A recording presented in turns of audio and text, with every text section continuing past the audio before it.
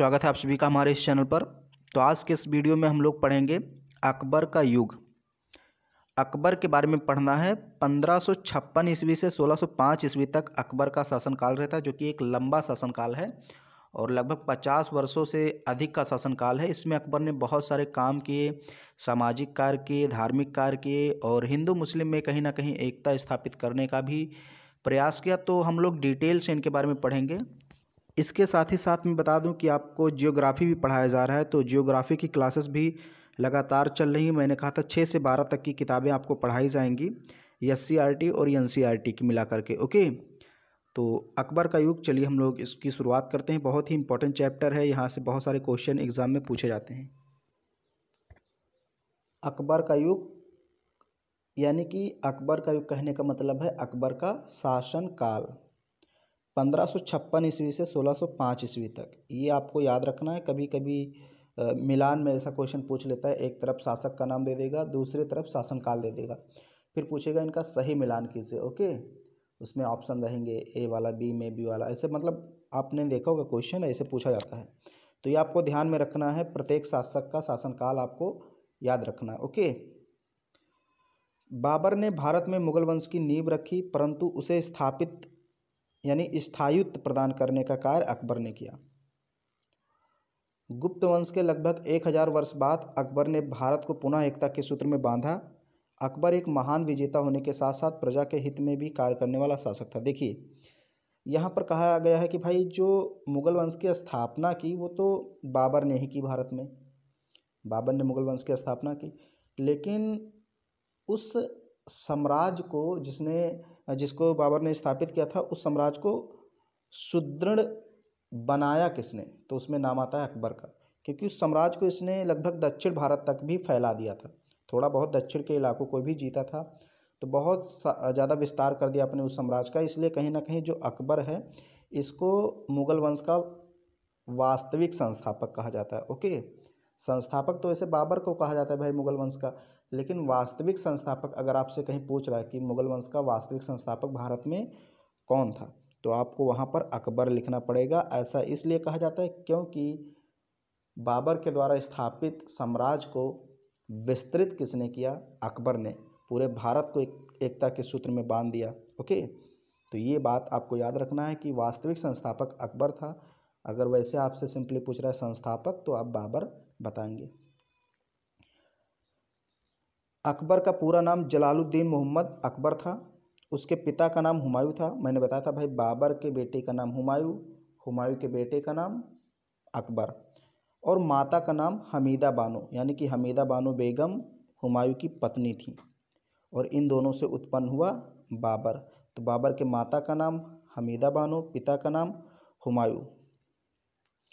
पिता की मृत्यु के समय अकबर केवल 13 वर्ष का था तथा लगभग आपकी उम्र का, मतलब हम लोग जनरली जो क्लास 7 के जो बच्चे हैं, वो बता रहा है कि उन्हीं के उम्र का था। अब ये तो आप लोग पढ़ रहे हो सकता है क्लास 7 के आप हों, हो सकता है आप किसी एग्ज़ाम की तैयारी कर रहे हो, क्योंकि मैं बेसिक पढ़ा रहा हूँ, बेसिक GS। यानी आप अगर बड़े एग्ज़ाम की तैयारी कर रहे हैं तो आप पढ़ सकते हैं। तो बता रहे लगभग आप ही के एज का रहा होगा, 13-14 वर्ष का। हुमायूं के विश्वास पात्र बैरम खां के संरक्षण में अकबर का राज्याभिषेक किया गया। अकबर अपने संरक्षक बैरम खां की देखरेख में राज करने लगा। तो ये हुमायूं का एक अधिकारी था। ओके, विश्वास पात्र मित्र था बैरम खां हुमायूं का। तो जब हुमायूं की मृत्यु हुई तो अकबर शासक बना। चूँकि 13 वर्ष का था अकबर, 13-14 कह लीजिए, तो उसमें उसको शासनकाल में उतना ज़्यादा मतलब ज्ञान नहीं था कि शासन कैसे चलाया जाता है। तो पूरा का पूरा जो काम संभाला वो किसने संभाला? बैरम खां ने। यानी बैरम खां के संरक्षण में ही अकबर ने पूरा कामकाज करना शुरू किया। तो एक प्रकार से हम कह सकते हैं कि भले ही अकबर शासक था, लेकिन शुरुआती दौर में जो पूरा जिम्मा था, जिम्मेदारी थी, वो सब बैरम खां के हाथों में थी। वास्तविक जो डोर थी शासन की, वो बैरम खां ही संभाल रहा था उसको। यहाँ पर आप देखिए अकबर, लेकिन बाद में बैरम खां को हटा देता है। कहीं कहीं ऐसा कहा था कि अकबर ने ही बैरम खां को मरवा दिया। वो सब कहानी की बात है, लेकिन शुरुआत में बैरम खां ने अकबर का बहुत ज़्यादा साथ दिया, युद्धों में अकबर को जिताया भी। तो तो यहाँ पर जो पहला महत्वपूर्ण युद्ध है वो है पानीपत का दूसरा युद्ध 1556 ईस्वी में। अफगान राजा हिंदू सेनापति हेमू ने आगरा और दिल्ली पर अधिकार कर लिया, जिसे मुक्त कराने के लिए 1556 ईस्वी में अकबर और हेमू के बीच पानीपत का द्वितीय युद्ध हुआ। हेमू की सेना पराजित हुई और पंजाब, आगरा, दिल्ली अकबर के अधिकार में आ गए। अब यहाँ पर थोड़ा समझ लीजिए क्योंकि समझने वाली बात है। देखिए 1555 ईस्वी में हुमायूं ने दोबारा अपनी शासन सत्ता स्थापित कर ली थी दिल्ली पर, ओके, क्योंकि 1540 से 1555 ईस्वी तक सूर्यवंश ने शासन किया था। तो 1555 ईस्वी में जब दोबारा शासन सत्ता स्थापित किए हुमायूं ने, तो लगभग 1 वर्ष तक उसने शासन किया। 1556 ईस्वी में आपको पता है कि भाई पुस्तकालय की सीढ़ियों से लड़खड़ा कर या किसी प्रकार से वो गिर गया और उसकी मृत्यु हो गई हुमायूं की 1556 ईस्वी में। तो जब 1556 ईस्वी में मृत्यु हुई हुमायूं की, तो उस समय दिल्ली का तख्त एकदम खाली हो गया, सिंहासन खाली हो गया। जो अकबर था ये उसमें पंजाब में था, ये पंजाब में युद्ध कर रहा था, इसलिए दिल्ली का जो तख्त था वो खाली था।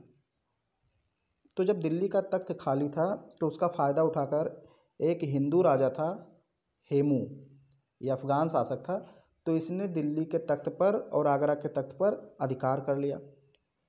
तो अब अगर अकबर को दिल्ली पर अधिकार करना है तो पहले हेमू को हराना पड़ेगा, और अधिकार करने के लिए अकबर पंजाब से चला और जो हेमू था वो दिल्ली से चला। बीच में पड़ता है हरियाणा। हरियाणा का एक स्थान है पानीपत, वहीं पर दोनों सेना लड़ गई, यानी कि हेमू की सेना मिल गई और वहीं पर अकबर की सेना, दोनों सेनाएं मिल करके युद्ध करती हैं। उसमें क्या होता है कि जो हेमू की सेना रहती है वो पराजित हो जाती है। हालांकि कहा जाता है कि भाई हेमू उसमें जीतने वाला था, लेकिन तभी क्या होता है, एक तीर आकर के हेमू की आंख में लग जाता है। फिर हेमू गिर पड़ता है, हाथी या जिस पर वो बैठा था, हाथी पर ही बैठा था, हेमू गिर पड़ता है। फिर उसकी, अब जब मुखिया ही मर गया ना, तो सेना में खलबली मच जाती है और पूरी की पूरी सेना वहीं पर आत्मसमर्पण कर देती है। तो इस तरह से हेमू की पराजय हो जाती है इस युद्ध में, पानीपत के दूसरे युद्ध में। 1556 ईस्वी में युद्ध हुआ, पानीपत का दूसरा युद्ध हेमू और अकबर के मध्य, जिसमें हेमू पराजित होता है और एक बार फिर से जो है कि दिल्ली की सत्ता और आगरा की सत्ता मुगलों के हाथ में आ जाती है। अब अकबर अपने सत्ता का विस्तार करना प्रारंभ करता है। साम्राज्य विस्तार। अकबर अपने साम्राज्य का विस्तार करना चाहता था। इसके लिए उसने सीधे संघर्ष करने, वैवाहिक संबंध स्थापित करने, अधीनता स्वीकार करने वालों को शासन में पद देने तथा मित्रता करने की नीति अपनाई। अब देखिए यहाँ पर उसने 4 नीति अपनाई। बेसिकली यहाँ पर 4 नीति बताई गई कि भाई उसने अपने साम्राज्य का विस्तार कैसे किया, किन नीतियों के तहत किया। तो पहला है, उसने सीधे संघर्ष किया। भाई कुछ ऐसे राजा थे या शासक थे जो नहीं मान रहे थे, समझा बुझाकर हल हो गया अकबर, लेकिन वो मान नहीं रहे थे, तो उनसे सीधे संघर्ष वो किया। फिर दूसरी नीति उसने अपनाई, वैवाहिक संबंध स्थापित किए। जो राजपूत थे उनकी स्त्रियों से या उनके पुत्रियों से इसने विवाह किया, शादी किया और उन साम्राज्य को अपने साम्राज्य में मिला लिया, यानी कि वैवाहिक नीति के द्वारा इसने अपने साम्राज्य का विस्तार किया। दूसरा फिर है यहाँ पर अधिकार जो है, अधीनता स्वीकार करने वालों को शासन में पद देने का एक मतलब योजना बनाई कि अगर आप हमारी अधीनता स्वीकार कर लेते हैं तो आपको अपने शासन में, साम्राज्य में एक बड़ा पद दिया जाएगा अधिकारी का। तो ऐसे जो छोटे छोटे शासक थे उन्होंने अकबर की अधीनता स्वीकार कर ली। तो ये तीसरा था। चौथा था भाई मित्रता। इसने मित्रता की नीति भी अपनाई। जैसे अक्सर राजपूतों के साथ इसने मित्रता की नीति अपनाई और उनका शासन उनको सौंप दिया। बस ये है कि भाई आप अधीनता स्वीकार कर लें, बाकी आप शासन कीजिए। तो इसकी जो नीति थी अकबर की, ये 4 नीतियाँ थीं साम्राज्य को बढ़ाने की। ओके, सीधे संघर्ष या युद्ध कर लो, या फिर वैवाहिक संबंध के द्वारा, या फिर अधीनता स्वीकार कर लो, या मित्रता। तो ये 4 नीतियाँ थी जिसके तहत अकबर ने अपने साम्राज्य का विस्तार किया।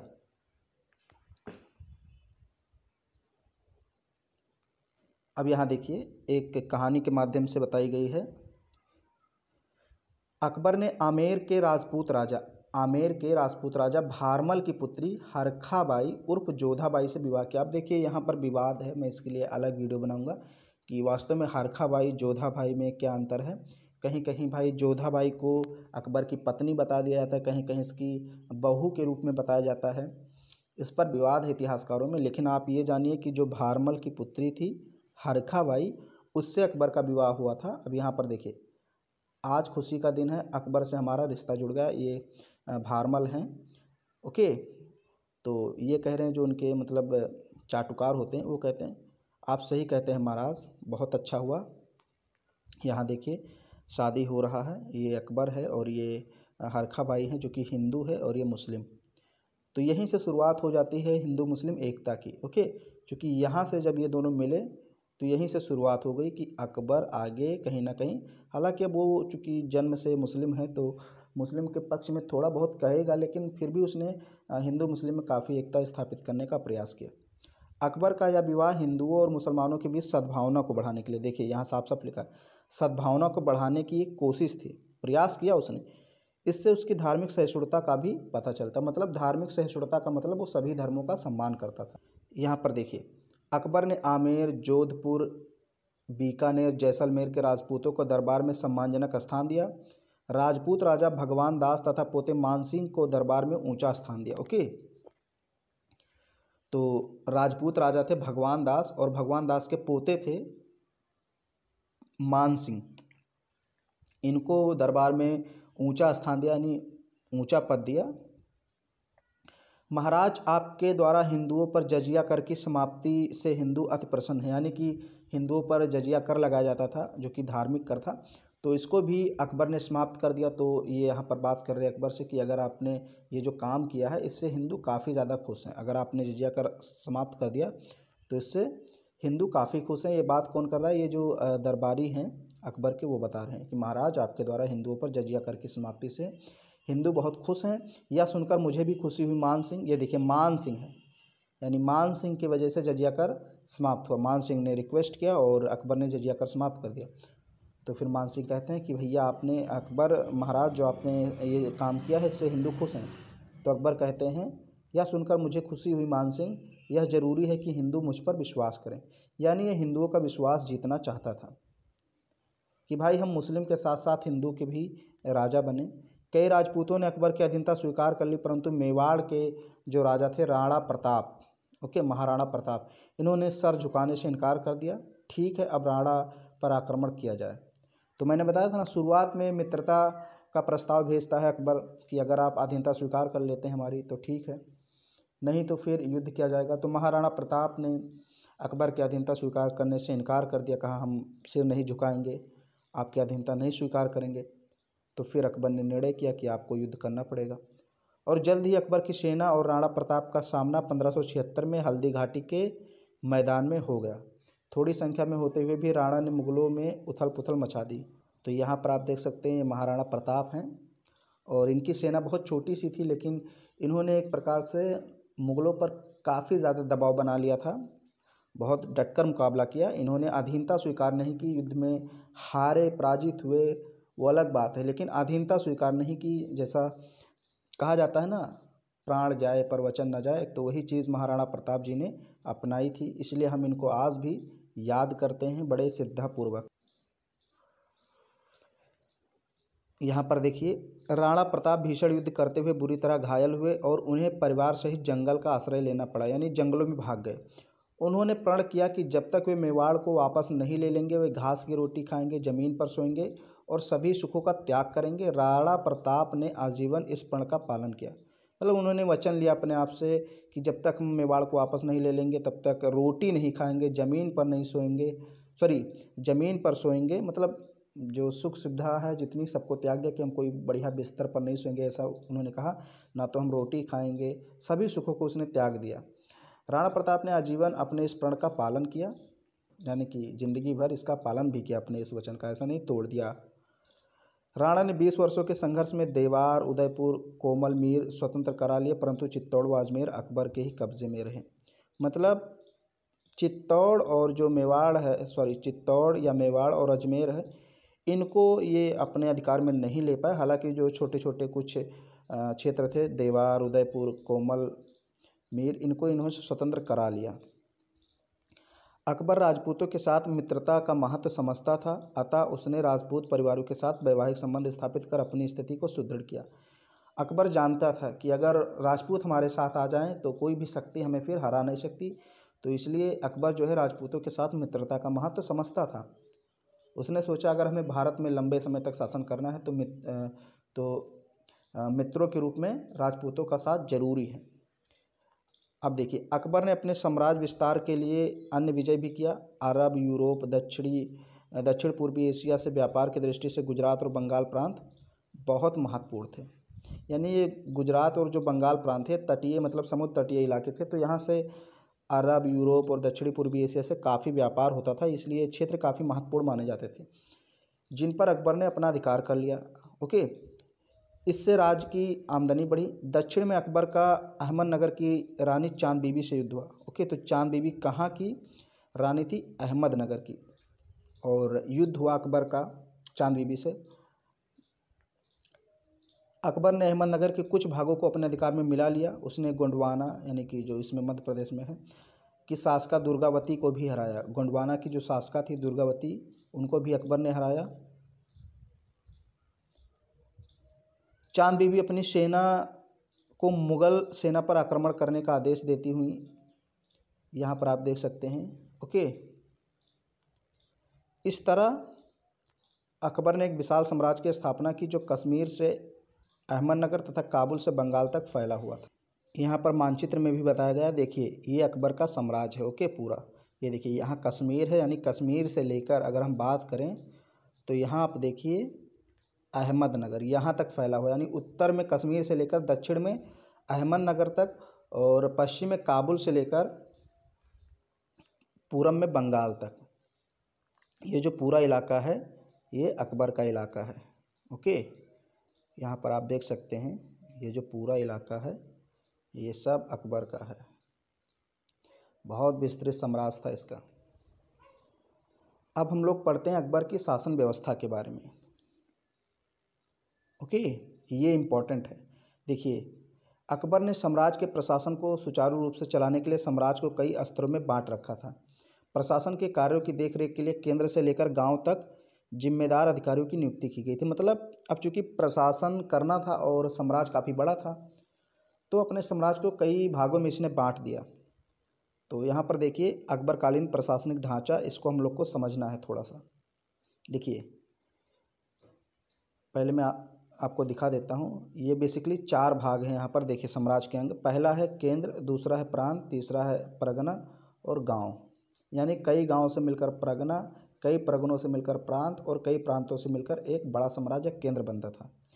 अब यहाँ पर देखिए, जो केंद्र में पद होते थे, 3 पद होते थे जो कि इम्पोर्टेंट होते थे। एक तो बादशाह, जो कि सर्वे सर्वा होता था, यानी कि पूरी देखभाल, पूरा जिम्मा, पूरी जिम्मेदारी, शक्ति, सब कुछ बादशाह के अंतर्गत होती थी। तो केंद्र का प्रमुख जो होता था, सबसे बड़ा प्रमुख बादशाह होता था। वजीर यानी प्रधानमंत्री और दीवान भी होते थे, ये वित्तीय नियंत्रण रखते थे। वित्त पर मतलब धन का ब्यौरा पूरा रखते थे प्रधानमंत्री यानी कि वजीर और दीवान। तो ये जो 3 पद हैं मैंने आपको बताया, बादशाह, वजीर और दीवान, ये केंद्रीय पद थे। ओके, और इनका ये काम था, यानी कि बादशाह का काम था सर्वे सर्वा, वजीर और दीवान का काम था वित्तीय नियंत्रण। ये केंद्र की बात हो गई। अब जो केंद्रों को उसने बांट दिया था कई प्रांतों में, तो ये आपका एक खा वाला है यानी प्रांत। तो प्रांत में भी 3 पद होते थे, एक तो सूबेदार, दूसरा प्रांतीय दीवान और तीसरा कोतवाल। सूबेदार का काम था कानून और फौजदारी मामले देखना। प्रांतीय दीवान का काम था राजस्व वसूली, आय व्यय विवरण। कोतवाल का काम था नगर का प्रशासन। ओके, तो प्रांत में भी 3 अधिकारी थे। सूबेदार जो सबसे बड़ा प्रांत अधिकारी होता था, उसका काम था कानून देखना, फौजदारी मामले देखना। प्रांतीय दीवान जो होता था उसका काम था राजस्व वसूली, यानी कि कर टैक्स जो होता था उसको वसूलना और आय व्यय का पूरा विवरण राजा को देना। कोतवाल जो था उसका काम था नगर का प्रशासन। ओके, कोतवाल मतलब जैसे पुलिस जो होता था, पुलिस आप मान लीजिए, तो प्रशासन देखता था कि भाई कहीं किसी के साथ कोई अन्याय ना हो, ये सारी चीज़ें कोतवाल देखता था। फिर यहाँ पर है परगना। तो परगने में यहाँ देखिए 4 प्रमुख पद थे, सिकदार, आमिल, कानूनगो, फोतदार। तो यहाँ देखिए सिकदार जो है इसका काम था परगने में कानून एवं व्यवस्था को बनाए रखना। आमिल जो था इसका काम था राजस्व वसूली, कानूनगो उपज एवं राजस्व का विवरण। फौजदार का काम था कोष की व्यवस्था। ओके, तो ये परगने के अधिकारी थे सिकदार, आमिल, कानूनगो, फौजदार, और इनके कौन कौन से काम थे तो यहाँ पर आप देख सकते हैं। फिर जो सबसे छोटी इकाई थी वो थी गांव। गांव में 3 प्रमुख पद होते थे। एक तो मुकद्दम जिसे प्रधान कहा जाता था, दूसरा होता पटवारी, तीसरा चौकीदार। मुकद्दम जो होता था इसका काम होता था कानून एवं व्यवस्था बनाए रखना, पटवारी का काम था राजस्व का विवरण, और चौकीदार का काम था सुरक्षा का दायित्व।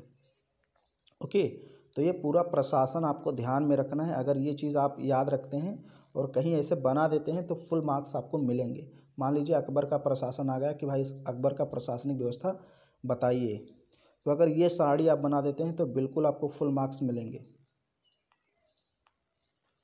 अब यहाँ पर है मनसबदारी व्यवस्था अकबर की। अकबर बिना सुदृढ़ सेना के ना तो साम्राज्य का विस्तार कर सकता था और ना ही उस पर अपना अधिकार बनाए रख सकता था। इसके लिए अकबर को अपने सैनिक अधिकारियों और सिपाहियों को सुसंगठित करना था। उसने इन दोनों लक्ष्यों की पूर्ति के लिए मनसबदारी व्यवस्था की, जिसमें सेना, सामंत वर्ग और शासकीय अधिकारी व कर्मचारी शामिल थे। पूरे मुगल साम्राज्य में हजारों छोटे बड़े मनसबदार यानी शासकीय अधिकारी एवं कर्मचारी होते थे। देखिए मनसबदार क्या होता है, देखिए समझ लीजिए पहले। देखिए अकबर अगर अपने साम्राज्य का विस्तार करता है तो उसके लिए उसको सेना की जरूरत पड़ेगी, और सेना अकबर कहीं से लाएगा नहीं। जो सेना लाएगा वो लाएगा कोई व्यक्ति, कोई गांव का मुखिया, किसी क्षेत्र का जो सबसे बड़ा प्रसिद्ध या फेमस आदमी होता है उसके अंडर में कुछ लोग होते हैं। तो अकबर ने ऐसी व्यवस्था बनाई कि भाई जिससे सैनिकों को इकट्ठा किया जा सके। तो उसने एक व्यवस्था बनवाई कि जो प्रत्येक बड़े गांव के मतलब जो मुखिया हैं उनको अपने दरबार में मनसबदार का पद दे दिया गया। मनसबदार मतलब एक पद होता था। अब इसमें कई प्रकार के छोटे बड़े पद होते थे। मतलब जो बड़ा मनसबदार होता था वो ज़्यादा सेना लाता था तो उसको ज़्यादा तनख्वाह वगैरह मिलती थी। ओके, उसके अंडर में ज़्यादा सैनिक होते थे। अब ये डिटेल में तो यहाँ पर मैं नहीं बता पाऊँगा आपको पूरा का पूरा, लेकिन थोड़ा बहुत समझा देता हूँ। जो छोटे मनसबदार होते थे उनके अंतर्गत छोटी सी टुकड़ी होती थी सेना की, और ये जो मनसबदार थे ये सेना अपनी सेना किसको देते थे, अकबर को, यानी अकबर की युद्ध में मदद करते थे। तो अकबर उसी हिसाब से उनको वेतन देता था। ओके, वही लिखा है यहाँ पर देखिए। इसके लिए अकबर ने अपने सैनिक अधिकारियों और सिपाहियों को सुसंगठित किया।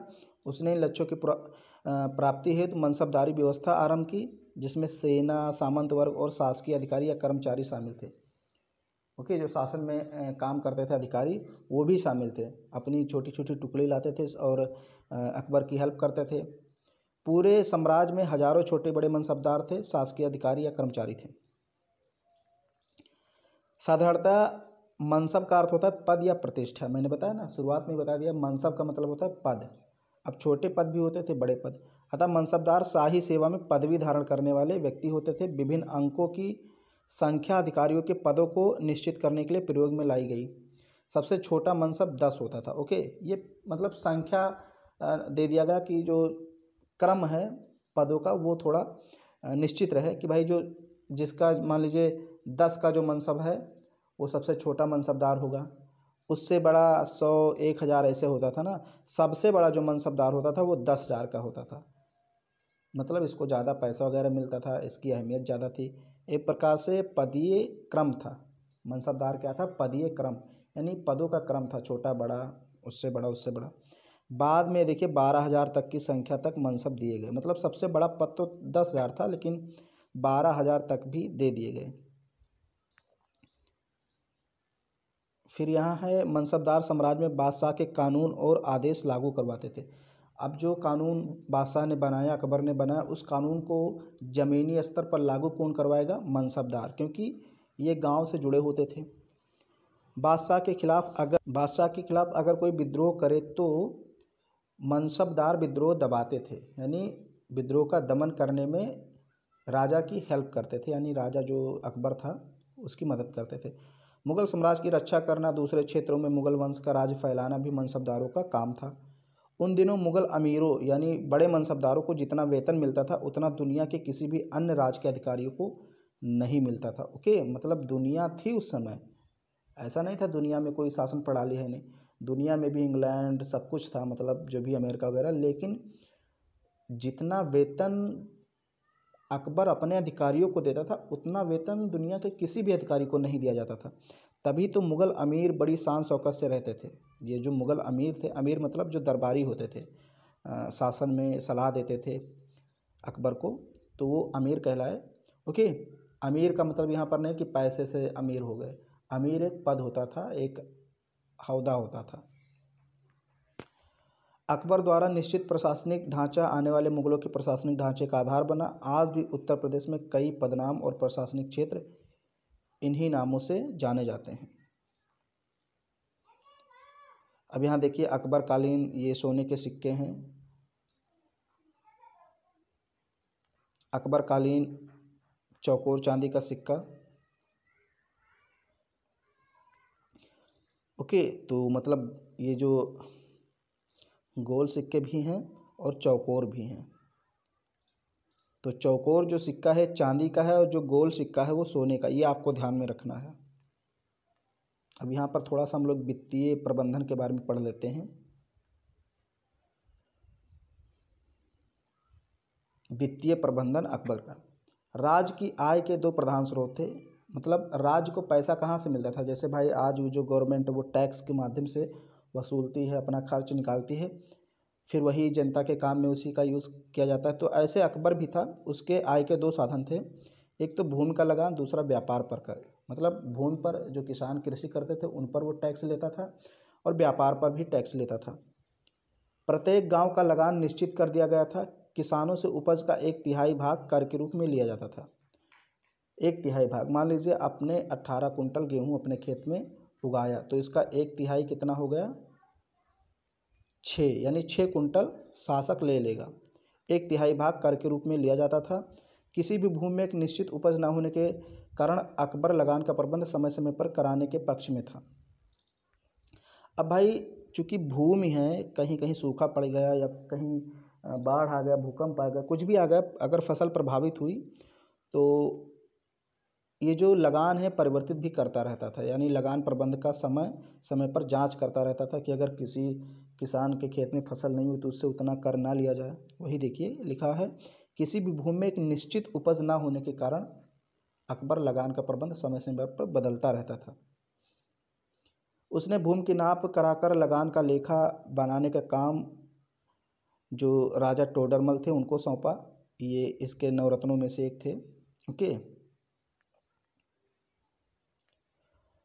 लगान की इस व्यवस्था से किसानों को सुविधा हुई, उनको अब मालूम रहता था कि उपज का कितना भाग उनको देना है। मतलब एक निश्चित रकम उसने तय की अकबर ने कि आपको अगर आपके पास इतना खेत है, इतना पैदावार होता है तो इतना ही रकम, इतना ही राजस्व आपको देना पड़ेगा। इससे बिचौलिए फालतू टैक्स या कर नहीं वसूल कर पाते थे, किसानों से अत्याचार नहीं हो पाता था, तो अच्छी व्यवस्था थी। फिर यहाँ है आपका कृषि एवं भू राजस्व प्रबंधन। कृषि मुगल बादशाहों की समृद्धि का आधार थी। कृषि उपज की वृद्धि के लिए विशेष ध्यान दिया जाता था। इस समय एक ही खेत में विभिन्न फसलों का उत्पादन किया जाता था। कृषि क्षेत्र का विस्तार किया गया। भू प्रबंधन में हमें प्राचीन भारत से लेकर मध्यकाल तक एक रूपता दिखाई देती है। भू कर निर्धारण पूरे राज्य की पैमाइश की गई। भूमि की पैमाइश गज इलाही द्वारा की जाती थी। गज इलाही एक पैमाना था, इसके द्वारा भूमि की पैमाइश का मतलब भूमि की माप करवाई जाती थी। ओके, यह पूर्ववर्ती गज सिकंदरी का परिवर्तित रूप था। तो देखिए अब यहाँ पर मैंने आपको शेरशाह सूरी इसके पहले वाले वीडियो में पढ़ा था। तो शेरशाह सूरी ने भूमि की पैमाइश किससे करवाई थी, गज सिकंदरी से, और उसी का अनुसरण अकबर ने किया, लेकिन यहाँ पर पैमाना थोड़ा सा बदल दिया, गज इलाही कर दिया। मतलब थोड़ा सा अंतर था, घटा बढ़ी मतलब हो गई, बाकी एकदम वही रूप इसने अपनाया। खेत के माप के लिए बीघे का प्रयोग होता था। 1 बीघा 60 गज लंबा तथा 60 गज चौड़ा होता था। यानी कि उस समय बीघा कितना होता था, 60 गज लंबा और 60 गज चौड़ा, ये 1 बीघा माना जाता था अकबर के समय में। फिर है सामाजिक सामंजस्य के प्रयास, यानी कि कहीं ना कहीं हिंदू मुस्लिम में एकता का जो है एकता स्थापित करने का प्रयास भी किया। तो वही है सामाजिक सामंजस्य के प्रयास। अकबर जानता था कि हिंदुओं के सहयोग के बिना वह ना तो साम्राज्य का विस्तार कर सकता था और ना ही साम्राज्य पर अपना अधिकार बनाए रख सकता था। मतलब अकबर को पता था कि अगर हमें भारत पर लंबे समय तक शासन करना है तो हिंदुओं का साथ जरूरी है। इसके लिए उसने अनेक हिंदुओं को मनसबदार बनाया। मनसबदार मतलब मनसब पद दिया। मैंने अभी आपको बताया 10 से लेकर 10,000 रैंक होती थी, यह रैंक होती थी, ओके, क्रम होता था। तो इसने हिंदुओं को भी कई बड़े बड़े पद दिए। अधिकांश राजपूत राजा थे जिनसे अकबर ने वैवाहिक संबंध बनाए, व्यक्तिगत संबंध भी स्थापित किए, ओके। धार्मिक नीति, अकबर की जो धार्मिक नीति है ये भी क्वेश्चन कई बार पूछा जाता है और यहाँ से क्वेश्चन पूछा ही जाता है हर बार एग्जाम में। अकबर की धार्मिक सहिष्णुता का परिचय फतेहपुर सीकरी में इबादत खाने के निर्माण से पता चलता है, जिसमें वह सभी धर्मों के गुरुओं से उनके धर्म की अच्छी बातों को सुनता और उन पर चर्चा करता। उसने इस्लाम, हिंदू, फारसी, जैन, ईसाई सभी धर्मों की अच्छी बातों को लेकर एक नया धार्मिक मार्ग दीन इलाही की रूपरेखा बनाई। इसका उद्देश्य था एकता स्थापित करना। अकबर ने सुलह ए कुल की नीति अपनाई, जिससे इतने बड़े राज्य का काम शांतिपूर्ण ढंग से चला सके तथा सब लोगों को समर्थन मिलता रहे। इस नीति को अकबर के बाद आने वाले मुगल बादशाहों ने भी अपनाया। इस नीति पर हम भक्ति एवं सूफी आंदोलनों का स्पष्ट प्रभाव देख सकते हैं। समझ लीजिए, देखिए अकबर, मैंने बताया, धार्मिक सहिष्णुता की नीति अपनाता है, यानी किसी भी धर्म को हीन नहीं मानता था वो। अकबर का मानना था भाई कि सभी धर्म में कुछ ना कुछ अच्छाइयाँ जरूर हैं और कुछ ना कुछ बुराइयाँ सभी धर्म में। मतलब बुराइयाँ का मतलब कुछ आडंबर होते हैं, फालतू की चीज़ें होती हैं, अंधविश्वास होता है, तो इनको उसने बुराइयाँ कहा। हालांकि उसने कहा भाई सभी धर्मों में अच्छाइयाँ होती हैं। तो उसने क्या किया, इबादत खाने का निर्माण करवाया। इबादत खाने का मतलब एक ऐसा निवास बनाया। निवास का मतलब एक स्थान बनाया। इबादत खाना, इबादत का मतलब क्या होता है, प्रार्थना। तो एक इबादत खाने का निर्माण करवाया जिसमें सभी धर्मों के गुरु आते थे और फिर धर्म पर विचार विमर्श किया जाता था, ओके। धर्म पर विचार विमर्श किया जाता था। सभी गुरु अपने अपने धर्म का वहाँ पर पक्ष रखते थे, अच्छाइयाँ बताते थे, आलोचना करते थे एक दूसरे धर्म की। तो इससे अकबर को क्या हुआ कि भाई सभी धर्मों की जानकारी प्राप्त हो गई कि कौन कौन से धर्म में क्या क्या अच्छी चीज़ें हैं।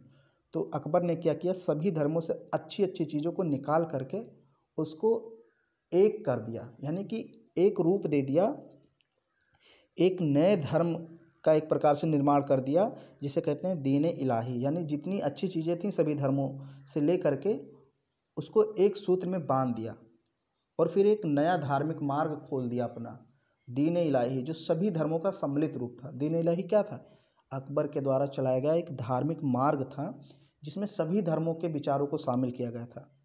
चाहे इस्लाम धर्म हो, हिंदू धर्म हो, फारसी, जैन, बौद्ध, सभी, ओके, सभी धर्मों के विचारों को उसमें शामिल किया गया। अब इसका उद्देश्य था एकता स्थापित करना। इसने ऐसा क्यों किया, ताकि सभी धर्मों में एकता स्थापित हो जाए। अकबर ने सुलह ए कुल की नीति अपनाई, मतलब सभी धर्मों से सुलह मशवरा करके नीति अपनाई जाए। कोई भी काम किया जाए तो सभी धर्मों को ध्यान में रखा जाए, ताकि इतने बड़े राज्य का जो काम हो शांतिपूर्ण ढंग से चल सके, सभी लोगों का समर्थन मिलता रहे। इसके लिए भी उसने ये काम किया। बाद में जो मुग़ल बादशाह है उन्होंने भी अकबर की इसी नीति का समर्थन किया, इसी नीति को अपनाया। और आप जानते हैं भाई, भक्ति और सूफी संतों ने भी इसी से कहीं ना कहीं प्रभावित होकर हिंदू और मुस्लिम में एकता स्थापित करने का प्रयास किया। आप सभी लोग जानते हैं जो सूफी होते हैं मुस्लिम संत होते हैं, तो इन्होंने भी हिंदू मुस्लिम को एक करने का काफ़ी प्रयास किया। और भक्ति यानी कि जो हिंदू संत होते थे, इन्होंने भी हिंदू मुसलमानों को एक करने का खूब प्रयास किया। तो इन्हीं का प्रयास था, मतलब इन्हीं का प्रभाव था कि अकबर ने सुलह कुल की नीति अपनाई, यानी धार्मिक सहिष्णुता की नीति अपनाई। फिर यहाँ है, इस नीति का पालन करते हुए राजमहल में अकबर ने हिंदू, पारसी आदि धर्मों की कुछ रीतियाँ मनानी शुरू कर दी। मतलब कुछ त्यौहार ऐसे थे जो दूसरे धर्म के थे, इस्लाम के अलावा दूसरे धर्म के थे, उससे भी अकबर ने शुरू कर दिया। जैसे गीता, महाभारत, अथर्ववेद, बाइबल, कुरान, पंचतंत्र, सिंहासन बत्तीसी, विज्ञान की भी कई पुस्तकों का फारसी भाषा में अनुवाद करवाया।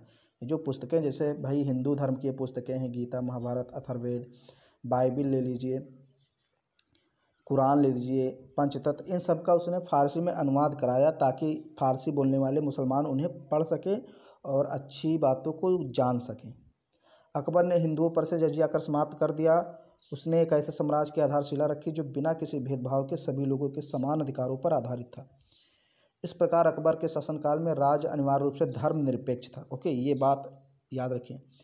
अकबर के शासनकाल में जो राज्य था वो धर्मनिरपेक्ष राज्य था, मतलब किसी विशेष धर्म को ऐसा नहीं था बढ़ावा दिया गया, किसी और धर्म को तुच्छ कहा गया, मतलब सभी धर्मों पर बराबर बल दिया गया, जोर दिया गया, सम्मान किया गया। सामाजिक विषयों में उदार और चेतना तथा सांस्कृतिक एकता को प्रोत्साहन देने वाला बना दिया गया। साहित्य के बारे में हम लोग पढ़ लेते हैं, उसमें साहित्य की क्या दशा थी। अकबर सदैव विद्वानों से विचार विमर्श करता रहता था। इस समय की राजभाषा फारसी थी, यानी कि राज्य में जो पुस्तकें लिखी जाती थी, जो विचार विमर्श ज़्यादा होता था, सब फारसी भाषा में ही होता था। तो राज्य की जो प्रमुख भाषा थी वो फारसी ही थी। इस समय अबुल फजल, फैज़ी, बदायूनी उच्च कोटि के लेखक और साहित्यकार थे। अबुल फजल ने अकबरनामा की रचना की। ओके, अकबरनामा की रचना अबुल फजल ने की। इसको आईने अकबरी कहा जाता है। देखिए, आईने अकबरी वास्तव में इसका अच्छा नाम है या हम कहें प्रमुख नाम है। देखिए, समझ लीजिए अकबरनामा और आईने अकबरी में क्या अंतर है। देखिए, जो आईने अकबरी थी उस पुस्तक को अबुल फजल ने लिखा था 3 खंडों में। तो जो उसका लास्ट खंड था उसको सिर्फ बोला गया अकबरनामा, सिर्फ लास्ट खंड को अकबरनामा बोला गया। लेकिन अब चूँकि उसी का एक खंड था इसलिए कहीं कहीं उसको अकबरनामा बोल दिया गया, पूरी की पूरी पुस्तक को। ओके, लेकिन उसकी जो पूरी पुस्तक थी उसका नाम था आईने अकबरी, ये याद रखना। महाभारत तथा रामायण का फारसी में अनुवाद किया गया। अब्दुल रहीम खान खाना के हिंदी में लिखे दोहे आज भी लोकप्रिय हैं। गोस्वामी तुलसीदास ने रामचरितमानस की रचना की इसी समय। तो ये भी क्वेश्चन कई बार पूछा गया है कि जो तुलसीदास थे वो किसके समकालीन थे। तो तुलसीदास जी अकबर के समकालीन थे। इस समय हमारे देश में कागज़ पर लिखने का कार्य आरंभ हो गया था, यद्यपि इनकी शुरुआत चीन में हुई थी। प्रमुख संगीतकार तानसेन अकबर के दरबारी कवि थे। ओके, ये संगीतकार थे, अकबर के 9 रत्नों में से एक थे तानसेन।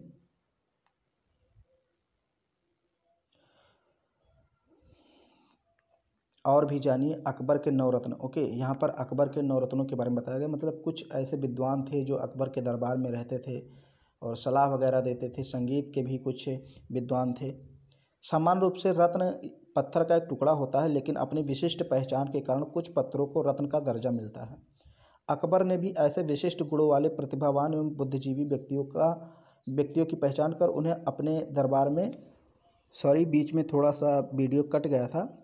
ओके, हाँ, तो मैं आपको अकबर के 9 रत्न के बारे में पढ़ा रहा था कि भाई उसके दरबार में कुछ प्रमुख विद्वान थे जिनके पास विशिष्ट गुण थे, प्रतिभावान थे। तो उनमें जो थे नवरत्न, उन्हीं को नवरत्न की उपाधि दी गई थी। जो विद्वान थे या जो प्रतिभावान व्यक्ति थे उन्हीं को अकबर ने नवरत्न नाम दिया था कि आप हमारे दरबार के नवरत्न हैं। रत्न का मतलब क्या होता है, कोई विशिष्ट व्यक्ति।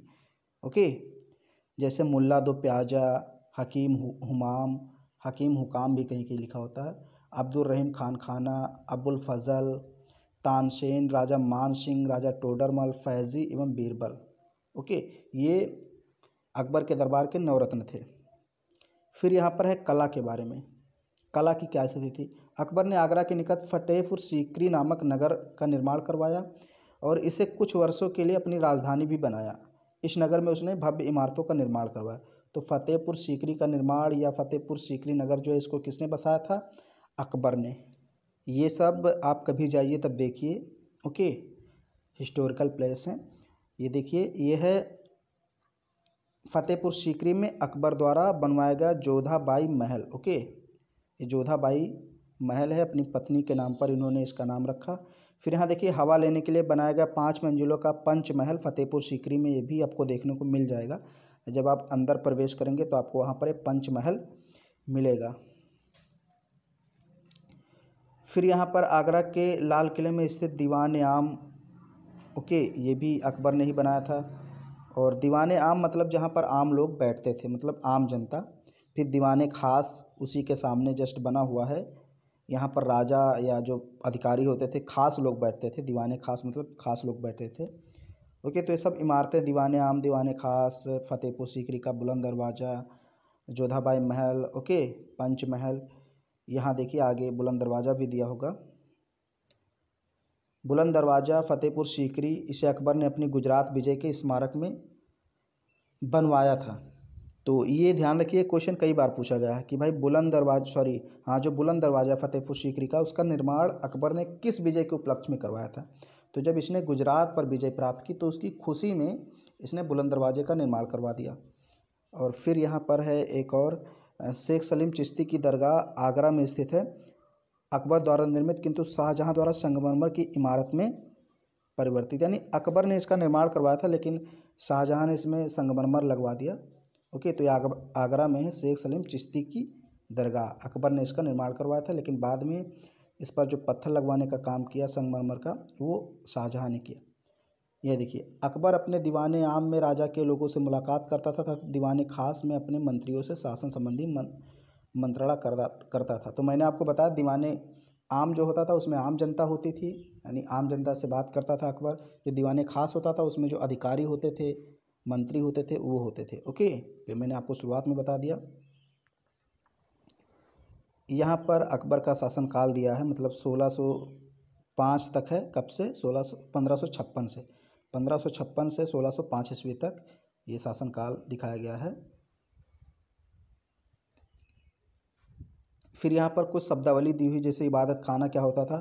प्रार्थना गृह। मैंने आपको बताया इबादत का मतलब प्रार्थना और खाना का मतलब गृह, यानी कि घर, निवास आप बोल सकते हैं, जहाँ पर सभी धर्मों के लोग आते थे।